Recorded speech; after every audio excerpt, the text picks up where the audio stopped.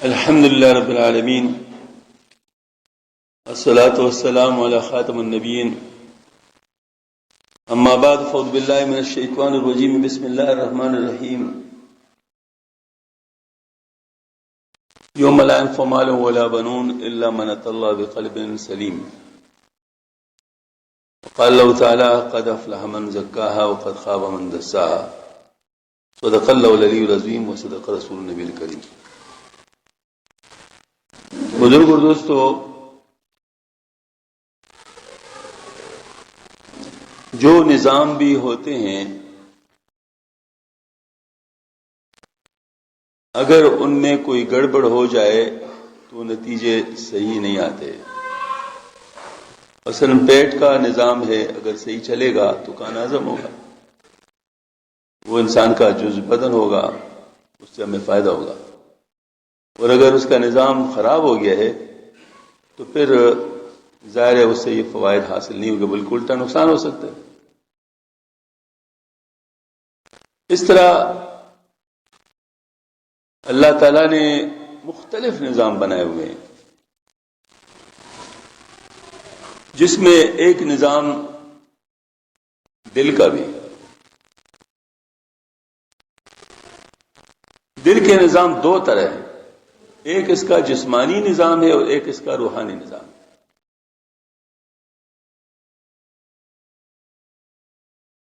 میں اس وقت ڈاکٹروں سے مخاطب نہیں ہوں کہ میں جسمانی نظام پر بات کروں.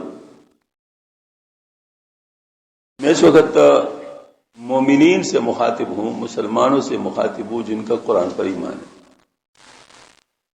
اور جن کا احادیث شریفہ پر یقین ہے.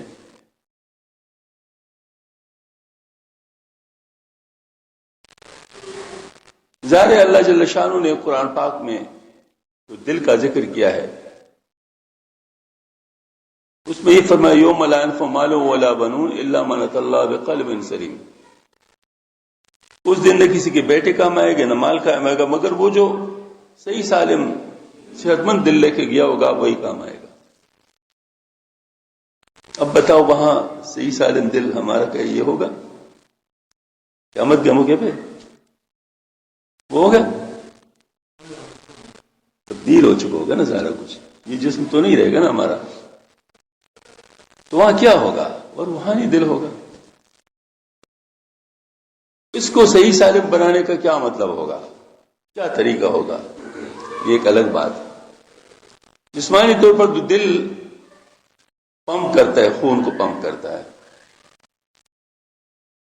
اور ہر جگہ خون پہنچاتا ہے، لیکن روحانی طور پر جو دل ہے وہ دو سگنل کیچ کرتا ہے، ایک شیطان سے وسوسے کا اور ایک اللہ تعالیٰ سے الہام کا.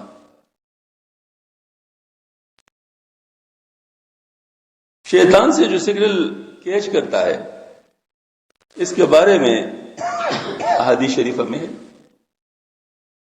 کہ شیطان انسان کے دل پر ایسے بیٹھا ہوتا ہے جیسے مچھر. اگر وہ غافل ہے تو اس میں وسوسہ ڈال لیتا ہے اور اگر وہ غافل نہیں ہے تو پھر پیچھے ہو جاتا ہے.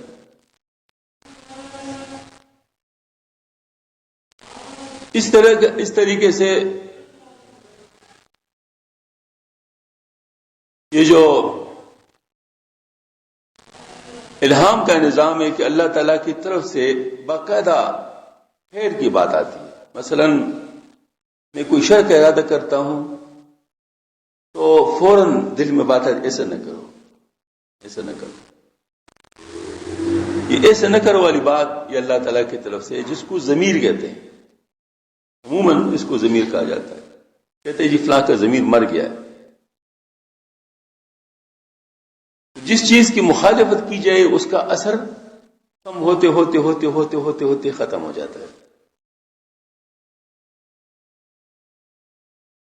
اسی طرح ہمارا نفس بھی ہے، اس کا اثر شر کا ہے، یعنی یہ شر کی طرف پھیلتا ہے، بلاتا ہے. نفس ہمارا جو ہے اس کی بھی جب مخالفت کی جائے، مسلسل مخالفت کی جائے تو اس کا اثر بھی ختم ہو جائے گا، پھر یہ ماننا شروع کر لے گا، پھر شر کی طرف نہیں جائے گا۔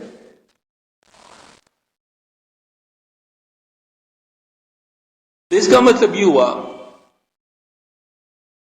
کہ ہمارا جو روحانی نظام ہے دل کا، اس میں دو الہام، دو چینل، یہ بہت عام ہے۔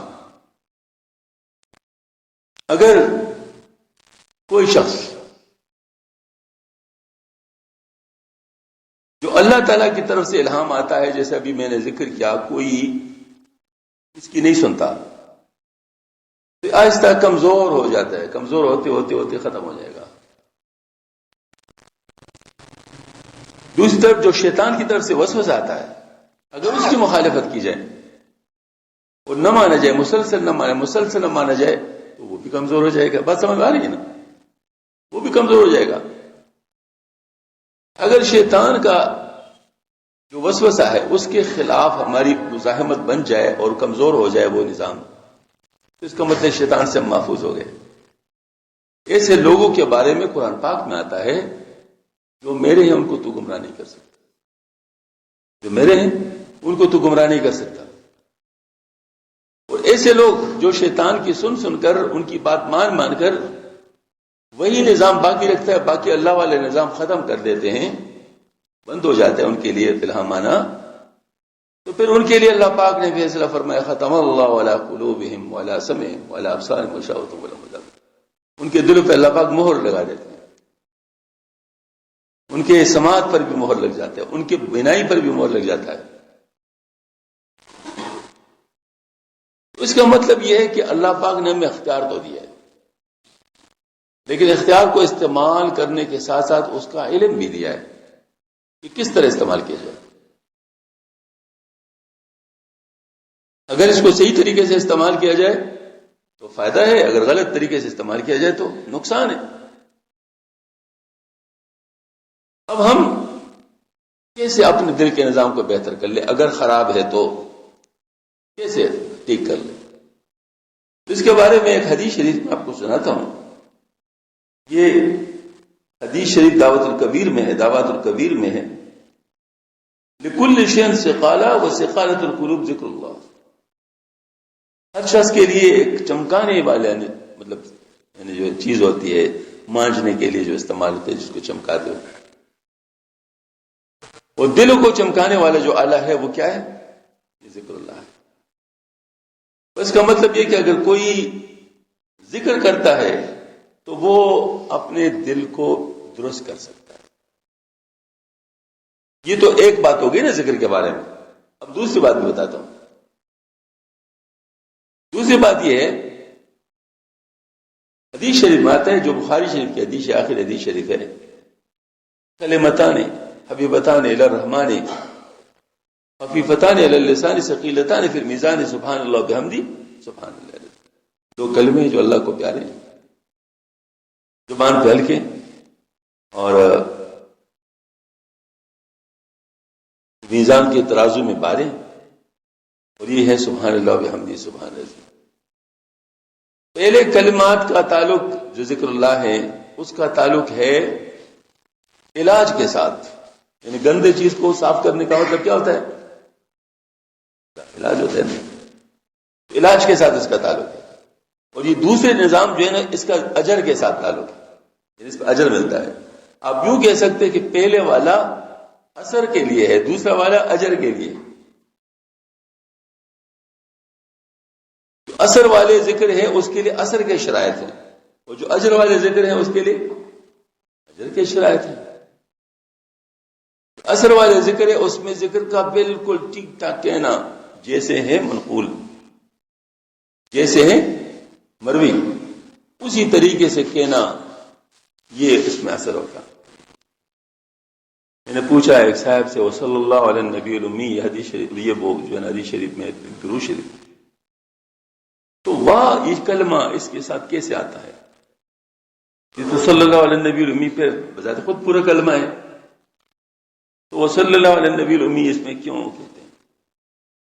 بہت بڑے مفتی ہیں مدینہ منورہ میں، مجھ سے فرمایا کہ آپ 10 نیکی آپ نے کیوں کم کرنا چاہتے ہیں؟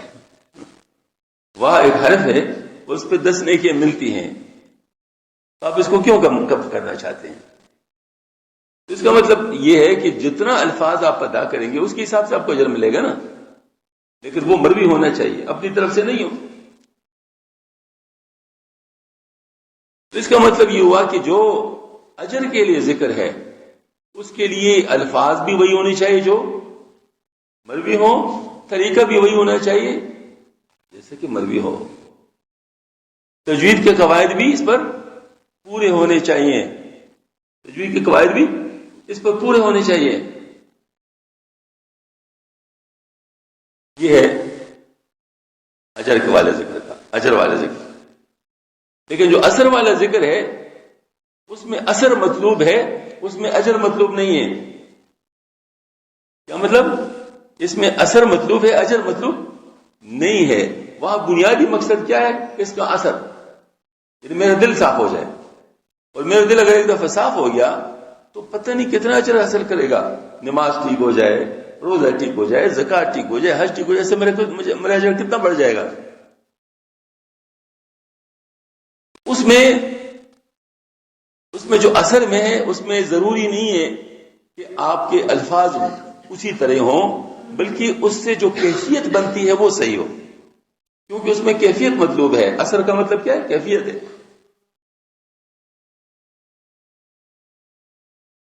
یہ میں نے آپ کو کیوں کہا، یہ ایک سوال اٹھایا گیا ہے۔ ایک قادری سلسلہ میں ایک ذکر ہے ہو کا، ہو کلمہ یہ اس میں ضمیر کا ہے، یعنی وہ۔ اب قرآن میں تو آیا ہے اللہ الذی لا الہ الا، ثابت تو ہے، غیر ثابت تو نہیں ہے، اللہ الذی لا الہ الا۔ لیکن ایک صاحب نے سوال اٹھایا، یہ تو جملے میں ہے، واللہ الذی لا الہ الا ہو، جملے میں ہے، جملے سے باہر یہ جو ہو ہے تو کیا یہ ذکر کہلائے گا؟ جیسے ہم ذکر کرتے ہیں، ہو کا ذکر کرتے ہیں، تو کیا یہ ذکر کہلائے گا؟ تو ان کو میرا جواب یہ ہے کہ اگر آپ نے اجر کے لیے کرنا ہے پھر نہیں،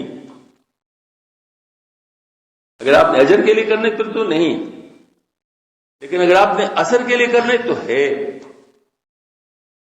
کیونکہ اثر کے لیے کیا مطلب وہ بتاتا ہوں۔ ہو سے اس وقت مراد کون ہے؟ ہو سے مراد کون ہے؟ اللہ۔ اب جیسے میں ہو کہتا ہوں تو میرا خیال کس طرف جائے گا؟ اللہ کی طرف جائے گا، تو اللہ کی طرف خیال جانا ہے۔ بس سمجھ میں آ رہی ہے نا؟ اصل ذکر کیا چیز ہے؟ اصل ذکر تو دھیان ہے، خدا تعالیٰ کا دھیان ہے۔ مطلب یہ ہے کہ آپ کا ذہن اس طرف چلا گیا، آپ کے خیال میں ہے، آپ کو یاد ہے۔ مجھے اس وقت یاد ہے کہ میں مسجد میں ہوں، کیا میں بار بار کہہ رہا ہوں کہ میں مسجد میں ہوں، مسجد میں ہوں، مسجد میں ہوں، مسجد میں ہوں؟ کبھی کہتا ہوں، لیکن مجھے یاد ہے یا نہیں ہے کہ میں مسجد میں ہوں، اور مسجد کے آداب کا مجھ پہ مطلب ظاہر حکم ہے کہ میں مسجد کے آداب کا خیال رکھوں گا۔ اگر مجھے یاد نہ ہو کہ میں مسجد میں ہوں تو پھر کیا میں مسجد کے آداب کا خیال رکھ سکوں گا؟ نہیں رکھوں گا۔ تو اب میرا جو عمل ہے مسجد کے آداب کا خیال رکھنا، وہ کس چیز کے تابع ہے؟ اس کے یاد ہونے پر کہ مجھے یاد ہے کہ میں مسجد میں ہوں۔ سمجھ میں آ گئی نا بات؟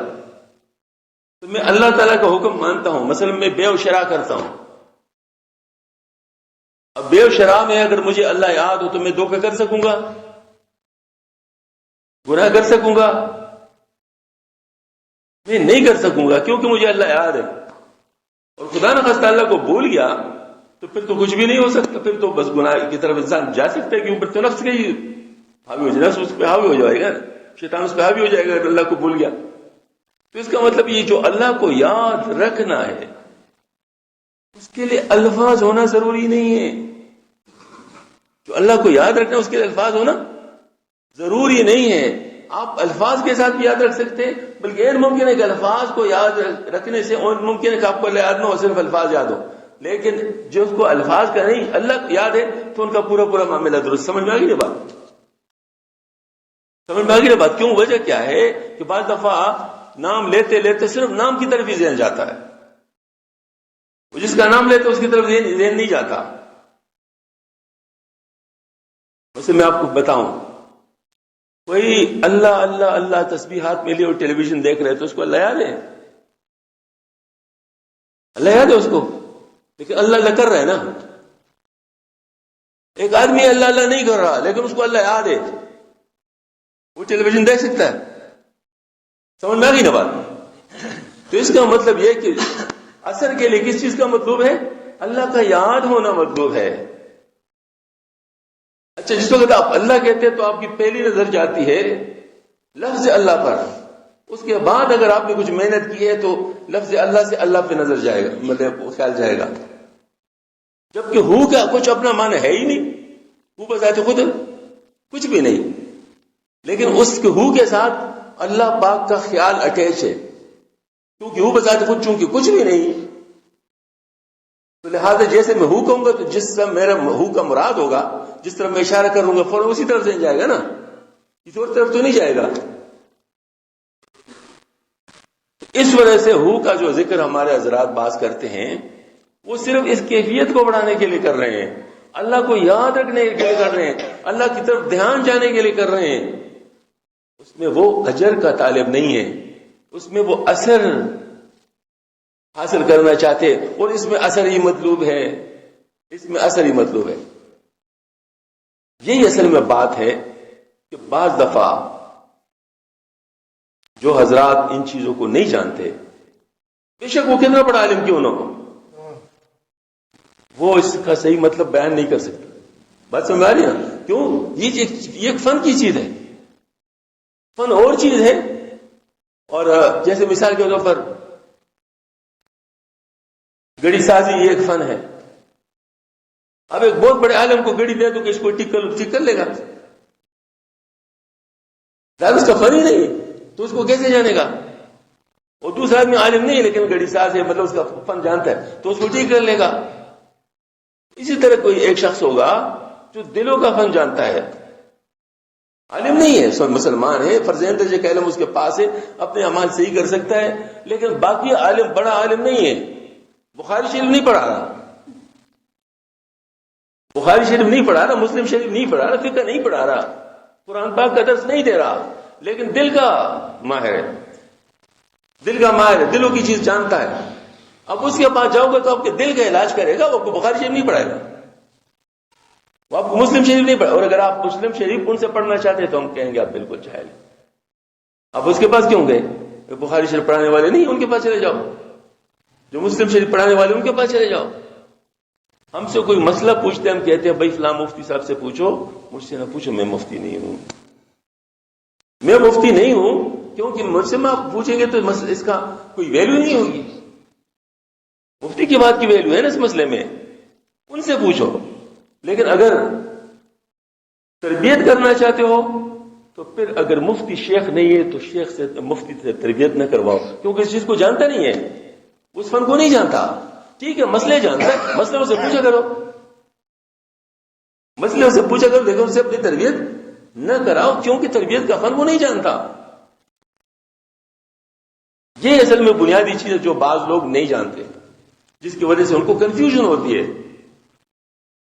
تو بار میں عرض کر رہا تھا، یہ تو درمیان میں چونکہ اس نے سوال کیا تھا تو لہٰذا یہ بات آ گئی، ورنہ حقیقت میں میرا مطلب صرف اتنا ہے کہ ہمیں اپنی اصلاح کرنی چاہیے، اور اپنی اصلاح کرنے کے لیے ہمیں ایسے لوگوں کے پاس جانا چاہیے جو اصلاح کر سکتے. اپنا وقت بھی ضائع نہیں کرنا چاہیے، کیونکہ زندگی بڑی مختصر ہے، یہ باتوں باتوں میں ختم ہو جاتی ہے، کچھ پتہ نہیں چلتا کس وقت کس کی باری ہے. تو ایک دفعہ ایسا ہوا کہ ایک جنازہ آ رہا تھا، ایک بزرگ بیٹھے، کسی نے پوچھا کس کا جنازہ ہے؟ اس بزرگ نے کہا کہ تیرا جنازہ ہے. پھر کہتا کہ برا مانتے ہو تو میرا جنازہ ہے، برا مانتے ہو تو میرا جنازہ ہے، کیونکہ تجھے اس سے کیا غرض کہ کس کا جائے. یہ دیکھو کہ جنازہ آ رہا ہے تو جنازہ آنے کا مطلب کیا ہے؟ موت یاد آنا، موت یاد آنا، یہی بنیادی چیز. آج کل کیونکہ غفلت بہت عام ہے تو جنازے کے ساتھ بھی لوگ گپ شپ لگاتے ہوئے جاتے ہیں. حالانکہ صحابہ کا طریقہ یہ نہیں تھا. صحابہ کرام سر جھکائے موت کی یاد میں مطلب مشغول ہوتے تھے کہ یہ جنازہ ہے، اس طرح ہمارا بھی جنازہ جائے گا، تو موت کو یاد رکھتے. حضرت عثمان رضی اللہ عنہ قبر کو دیکھتے تو روتے پہ تھا. تو کسی نے کہا تو ذوالنورین ہے اور آپ کو تو ماشاءاللہ آپ تو حشر مبشرہ میں ہیں، آپ خلفاء راشدین میں ہیں، تو آپ کیوں اتنا زیادہ روتے ہیں اس پر؟ فرمایا اس لیے کہ یہ قبر آخرت کے منزلوں میں سے پہلی منزل ہے. اگر یہ کسی کا درست ہو گیا تو آگے منزلیں بھی اس کی آسان ہو جائیں گی، اگر یہ خراب ہو گیا تو آگے مسئلے میں آگے جو منزل ہے وہ بھی مشکل ہوں گی. اس وجہ سے میں اس کو دیکھ کر روتا ہوں. اس کا مطلب یہ ہے کہ ہم لوگ کو اپنی اصلاح کرنی چاہیے. موت بہت قریب ہے، ہمیں اپنی اصلاح کی فکر ہونی چاہیے. اور اصلاح کی فکر اگر ہو، جیسے انسان کو بیماری کا پتہ چلے، اپنا کسی کو بیماری کا پتہ چلے کہ مجھے ٹی بی ہے، اللہ تعالیٰ سب کو بچائے، تو وہ چین میں نہیں رہ سکتا. وہ چاہے گا کہ جلد سے جلد میری بیماری درست ہو جائے. وہ ڈاکٹر سے اپوائنٹمنٹ لے گا، اور ڈاکٹر اگر 1 مہینے کے بعد اپوائنٹمنٹ دے تو بڑی تکلیف میں ہوگا کہ اس نے جو 1 مہینے کے بعد اپوائنٹمنٹ دے دیا. حالانکہ وہ ڈاکٹر بھی مجبور ہوگا کہ اس کے ساتھ اور بھی پیشنٹس ہوں گے. لیکن بہرحال یہ بھی محسوس کرے گا کہ دیکھو نا مجھے اتنا لمبا ٹائم دے دیا، کیونکہ یہ بیماری مجھے کہا رہی ہوگی نا. ٹی وی کا بیماری کا مطلب کیا مطلب ہے؟ یہ کہتی ہے نا، انسان کا جسم کہا رہی ہوتی ہے. تو یہ 1 مہینے میں مزید میرے جسم کو کہا لے گی، تو اس سے پہلے میرا علاج شروع ہو چکا ہوتا. اب یہ جس وقت انسان پہ بیماری مطلب جو ہے ڈاکٹر کے پاس جاتا ہے تو ڈاکٹر کی طرف کتنی توجہ سے دیکھتا ہے. وہ جو لکھتا ہے وہ لے جا کر کیمسٹ کی دکان کو دیتا ہے، وہ اس کو مطلب دوائی دیتا ہے تو اس کو محفوظ رکھتا ہے، کیونکہ اس میں چانس نہیں ہو سکتا کہ آپ اس میں ناغہ کریں. اس میں آپ کو روزانہ کھانی ہوتی ہے وہ دوائی. اچھا، پھر ڈاکٹر بتایا تھا کہ دیکھو کچھ عرصہ کے بعد آپ درست نظر آئیں گے، یہ دوائی کام کرے گی، 1-2 مہینے میں بالکل آپ صحت مند نظر آئیں گے. لیکن ابھی آپ صحت مند نہیں ہوگی، آپ نے دوائی روکنی نہیں ہے. آپ نے میرے پاس آنے، میرے ٹیسٹ وغیرہ کرنے، جب تک میں نے کہوں اس وقت تک آپ نے دوائی نہیں روکنی. یہ ڈاکٹر ان کو بتا دیتا ہے. اسی طریقے سے یہ جو روحانی بیماری ہے، اگر کسی کو پتہ چل جائے کہ مجھ میں تکبر ہے، اللہ تعالیٰ ہم سب کی حفاظت فرمائے، یا مجھ میں ریا ہے، یا مجھ میں مطلب جو ہے نا وہ جس کو کہتے جلد بازی ہے، یہ ساری بیماریاں، اگر یہ مجھ میں یہ بیماریاں ہیں تو مجھے فکر ہونی چاہیے کہ جلد سے جلد یہ ٹھیک ہو. تو اس کے لیے مجھے ایسے لوگوں کے پاس جلد سے جلد جانا چاہیے جو میرا علاج کر سکے. ورنہ وقت بہت تیزی کے ساتھ گزر رہا ہے، پتہ نہیں اس دوران میں موت ہی نہ آ جائے. اس کے لیے پہلے مجھے تلاش کرنا ہوگا ڈاکٹر. یہ بات آج کل جو لوگ کرتے ہیں کہ آج کل صحیح پیر نہیں ملتے، یہ بے پرواہ لوگوں کی باتیں ہیں. یہ بے پرواہ لوگوں کی باتیں کیوں؟ مجھے بتاؤ، کیا سارے ڈاکٹر اچھے ہوتے ہیں؟ اگر سارے ڈاکٹر اچھے ہو تو بتا دو. ہوتے ہیں سارے اچھے. تو ان میں اچھے ڈاکٹر لوگ تلاش کر لیتے نا، اپنی طرف سے کوشش کر کے اچھے ڈاکٹر لوگ تلاش کر لیتے. تو اسی طریقے سے ہمیں بھی ان میں اچھے تلاش کرنے چاہیے. حضرت مولانا روم حسین نے ایک عجیب نقطے کی بات بتائی ہے اور فرمایا کہ کرے سکے، اچھا کوٹے سکے جو بازار میں چلتے ہیں، یہ اس بات کا ثبوت ہے کہ کرے سکے بھی موجود ہے. کرے سکے بھی موجود ہے، کیونکہ اگر کرے سکے بالکل ختم ہو جائے تو کون کوٹے سکے لے گا؟ وہی تو کوٹے ہیں. تو کرے سکوں کی دھوکے میں لوگ کوٹے سکے لیتے ہیں. تو اس طرح جو غلط لوگوں پہ انسان دھوکے ہوتے ہیں تو اس کا مطلب ہے کہ صحیح لوگ موجود ہیں. ان صحیح لوگوں تک رسائی ہونی چاہیے، ان صحیح لوگوں کی پہچان ہونی چاہیے تاکہ ہم لوگ ان سے اپنا مقصد پورا کر سکیں. اس کے لیے پھر میں عرض کرتا ہوں کہ کچھ نشانیاں ہیں، ان نشانیوں کو تلاش کرنا چاہیے اور بہت آسان ہے، کوئی مشکل نہیں ہے، ثابت شدہ باتیں ہیں. نمبر 1، پہلی بات یہ ہے، مجھے بتاؤ ایک بد عقیدہ شخص سے آپ اپنی اصلاح کروا سکتے ہیں؟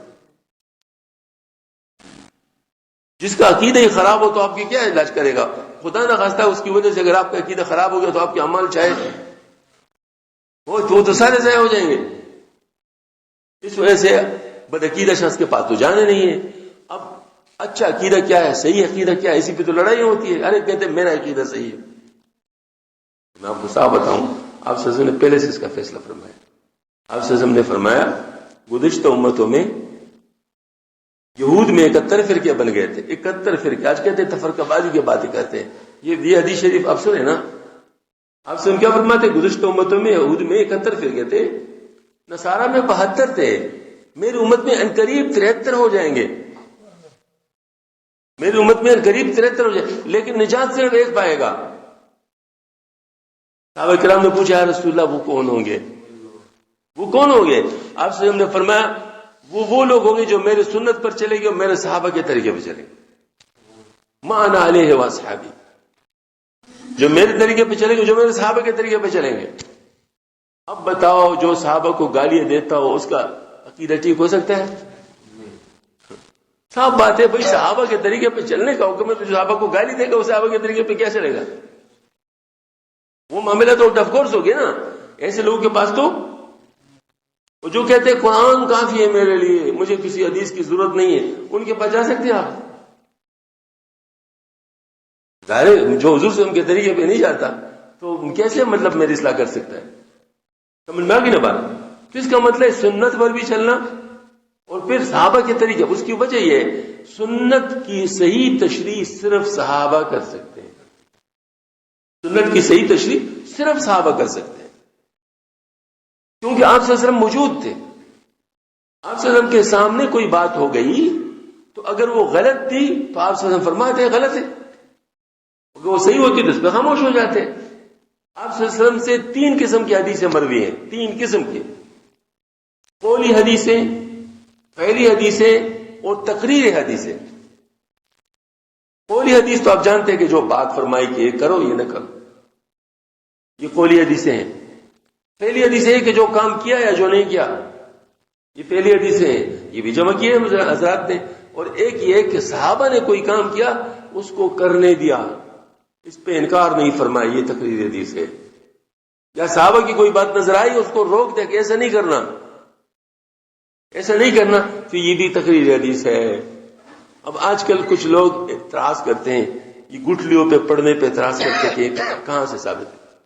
تو یہ تقریری حدیث سے ثابت ہے. سمجھ میں آ گئی نا بات؟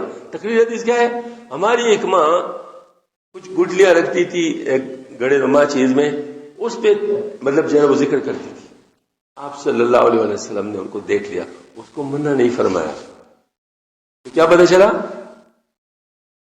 اس پر پڑھنا جائز ہے. سمجھ میں آ گئی نا بات؟ اس پر پڑھنا جائز، اس کی ممانعت نہیں ہے. پھر چونکہ مان علیہ واصحابی ہے نا، صحابہ کا طریقہ بھی سند بن گیا. تو ابو ہریرہ تعالیٰ نے ایک داغے میں وہ گرے باندھی ہوئی تھی، گرے، اور ان گروں کے اوپر وہ ذکر کرتے تھے. تسبیح بھی ثابت ہو گئی، تسبیح بھی ثابت ہو گئی.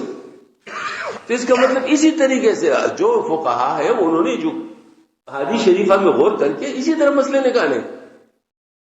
تو قولی حدیثیں، فعلی حدیثیں اور تقریری حدیثیں، ان سے وہ سارا مسئلہ سامنے ہوتا ہے. تو پہلے تو یہ ہے کہ جو بھی صحیح عقیدے پر نہیں ان کے ساتھ ان کے پاس نہ جاؤ، چاہے بڑا بزرگ نظر آئے، چاہے آسمان پر اڑے، چاہے پانی پہ چلے، کچھ بھی نہیں ہو، وہ کچھ بھی نہیں ہے. کیوں؟ شعبہ بازی ہو سکتی ہے نا، شعبہ بازی تو ہو سکتی ہے نا. تو شعبہ بازیوں کے پیچھے نہیں جانا. آج کل بڑی سائنسی قسم کی شعبہ بازیاں بھی آئی ہوئی. کوئی سائنسی کام ہوتا ہے وہ سمجھتا ہے تو کوئی بزرگ ہے. ہاں جی، دیکھو یہ جو ڈرون مارتے ہیں تو کیا چیز ہے؟ ایک چپ ہوتی ہے نا، ایک چپ ہوتی ہے، اور وہ چپ جو ہے نا مطلب ہے کہ وہ بالکل صحیح نشانے پہ لگتا ہے. یار یہ تو بڑے بزرگ ہے، دیکھو بالکل صحیح نشانے پہ لگاتے.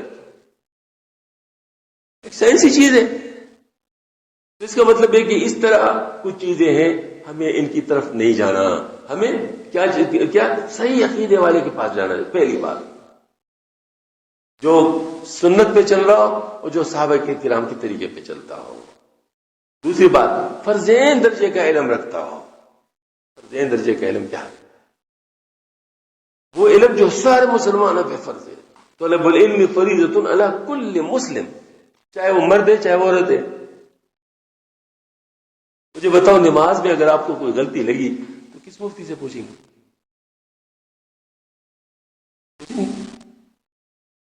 پوچھیں گے تو نماز گئی، نماز تو آپ کی نہیں رہے گی۔ یہ باتیں کا مطلب ہے کہ حج پہ آپ ہیں، آپ کے پاس کوئی مفتی نہیں ہے اور غلطی کر لی تو حج تو آپ کا خراب ہو گیا نا۔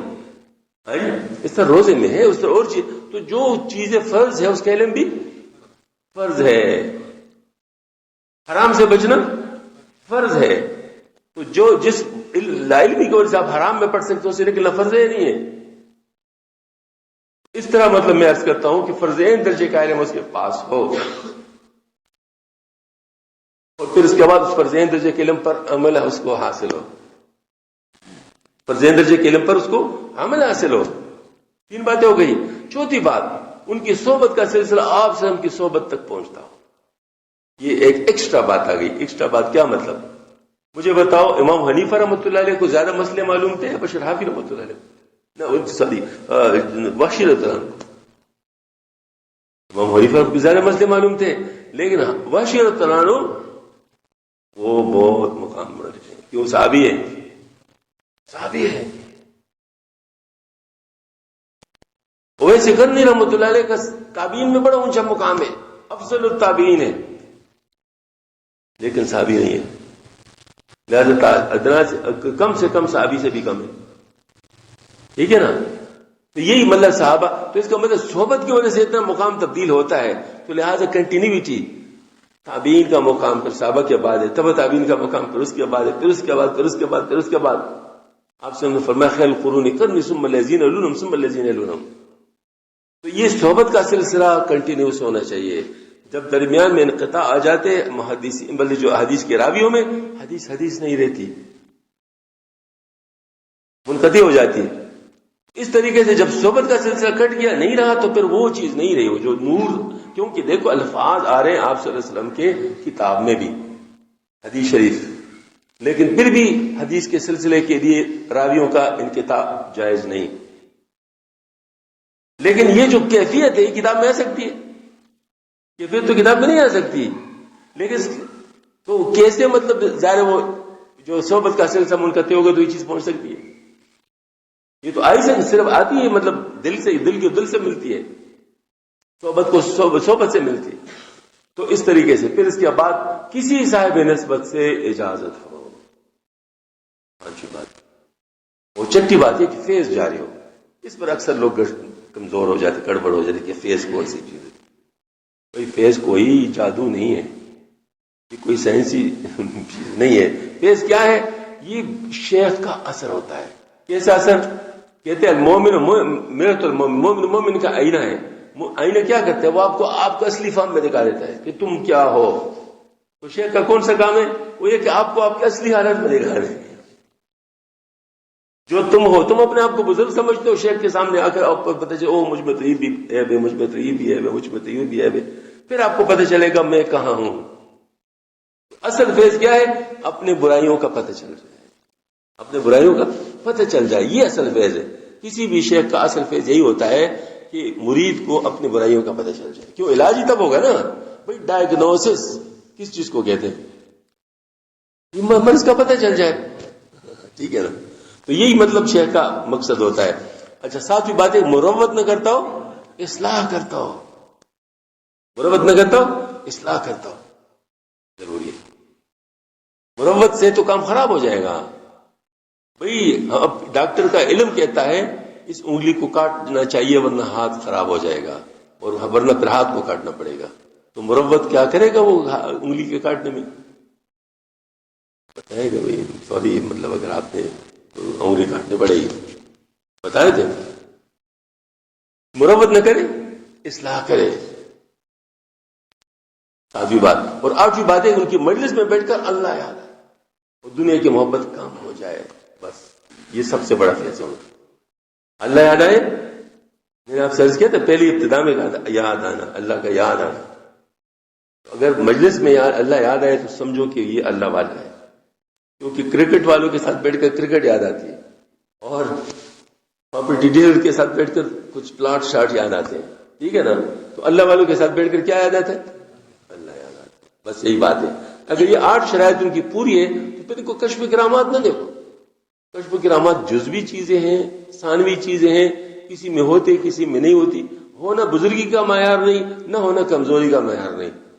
بہت بڑے بڑے حضرات کو کشف نہیں تھے بعض کو، اور بعض کو تھے لیکن ان کا مقام اتنا اونچا نہیں تھا، اور بعض اونچے حضرات کو بھی تھا. تو اس کا مطلب ہے کہ لازمی نہیں ہے. لہٰذا ان چیزوں پہ نہیں پرکھنا چاہیے. آج کل عجائبات پہ پرکھتے ہو جی سبحان اللہ، ان کو بڑا کشف ہوتا ہے. بھائی کشف ہوتے تو ہونے دو نا. کشف ایک الگ چیز ہے، اس کے ساتھ کوئی تعلق نہیں ہے. ایک شخص ہے وہ بڑا اللہ والا ہے لیکن شیخ نہیں ہے، اپنے لحاظ سے تو اس کا بڑا اونچا مقام ہے لیکن آپ کو تو کوئی فائدہ نہیں پہنچا سکتا. بس ایک بڑا صحت مند آدمی ہے لیکن ڈاکٹر نہیں، آپ اسے اپنا علاج کریں گے. خود صحت مند ہونا تو ڈاکٹر ہونے کی علامت نہیں ہے نا. یہ والی بات ہے. تو اس طریقے سے مطلب بعض حضرات ہوتے ہیں بہت بڑے کامل ہوتے ہیں اپنے طور پر، لیکن آپ کا علاج نہیں کر سکتے. علاج کرنے کے لیے فن کا جاننا ضروری. تو میں ایسے عرض کرتا ہوں کہ آپ اگر کوئی ایسا مل جائے جن میں یہ 8 نشانیاں ہو، پھر مزید انتظار نہ کرے. ورنہ کیونکہ موت کا بھی پتہ نہیں ہے، حالات کا بھی پتہ نہیں ہے، نہ اس کا پتہ ہے نہ آپ کا پتہ ہے. لہٰذا پھر مزید انتظار نہ کرے. اگر مناسب ہو تو پھر ان کے ساتھ ہو کر اپنا تعلق بنانا چاہیے اور اللہ تعالیٰ کا تعلق اس کے ذریعے سے حاصل کرنا چاہیے. ہاں جی. پھر اپنا سب کچھ اس کے حوالے کرنا چاہیے. مطلب یعنی اس کے مشورے سے عمل کرنا چاہیے، جو وہ بتائے اس کے مطابق عمل کرنا چاہیے. ہمارے جتنے بھی اللہ والے گزرے ہیں سب کے ساتھ ایسا ہو. کوئی شخص بھی ایسا نہیں ہے کہ وہ گھر بیٹھے بیٹھے اللہ کا شیخ کام بن گیا ہو. نہیں، ایسا نہیں ہے.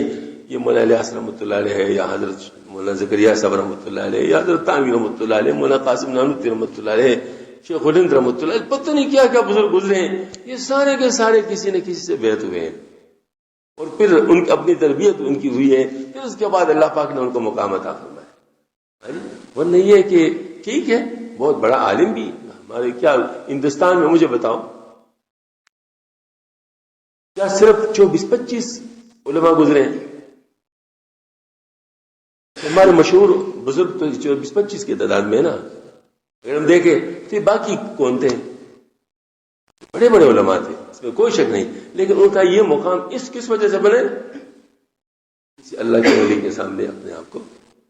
وہ حضرت مولانا نے فرمایا قال را بگزار مرد حال شو. قال کیا کہتے ہیں؟ یہ الفاظ کا علم، قال اس کو کہتے ہیں. اپنے قال کو ایک طرف رکھ دو، مرد حال بن جاؤ. اس کے لیے کسی مرد کامل کے سامنے اپنے آپ کو پامال کر لو.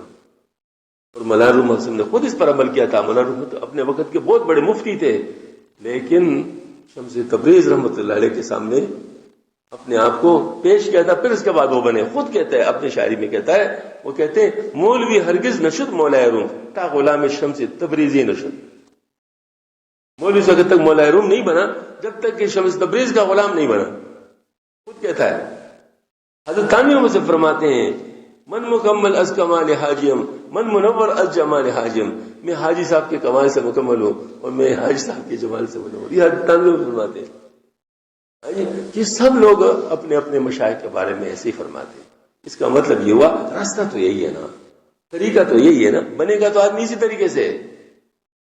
اپنے پر جب تک نظر ہو اس وقت تک انسان بن نہیں سکتا. اپنے پر جب نظر ہو اس وقت تک انسان بن نہیں سکتا.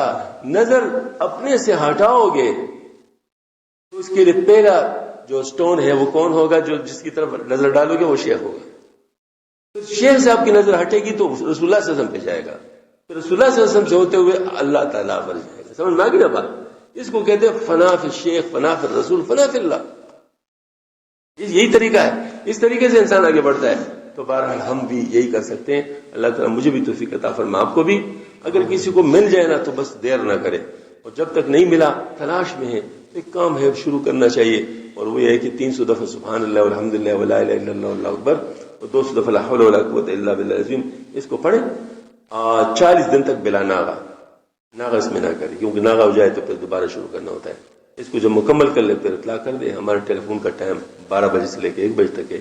ٹیلی فون کا نمبر بھی حضرت کو پتہ ہے. تو جو پھر معلومات کرنا چاہتے تو آگے کا معلومات کر لیں.